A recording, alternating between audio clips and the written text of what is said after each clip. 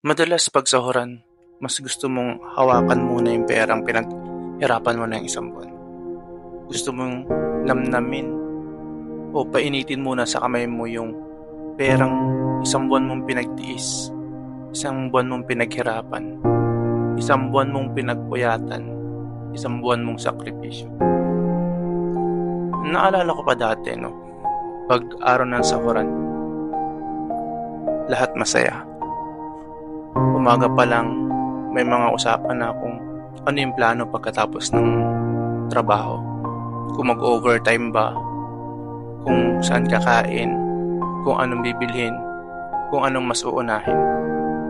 Pag araw ng sahod lang kasi, nagkakaroon ng time para gumala.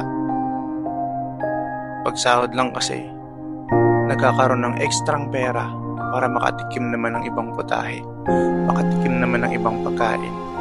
Hindi yung araw-araw kubos o kaya parata, piniritong itlog o kaya ginisang itlog, sardinas o kaya noodles.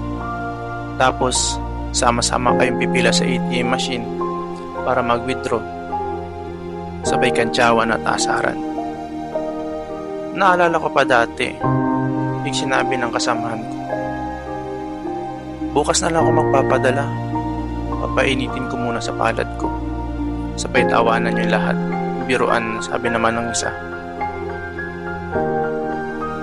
Ngayon na ako magpapadala kasi baka bumaba na yung palitan. Baka imbis na ganitong halaga yung may padala ko, mas mababa na lang.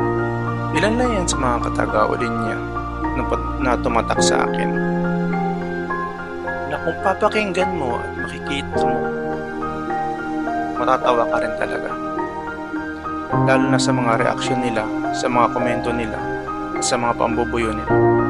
Pero sa likod ng mga masasayang tawanan at kulitan, nagtatago ang isang malaking kasinungalingan.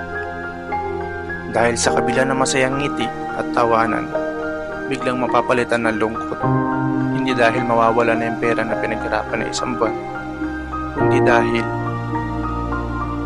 malimit na yung perang pinaghirapan mo na isang buwan ay hindi pa kasya. Di sapat sa isang buwan, di sapat sa isang pamilya, at lalong kulang na kulang dahil sa iba pang mga bayarin tulad ng pambayad ng utang dahil nagka-emergency.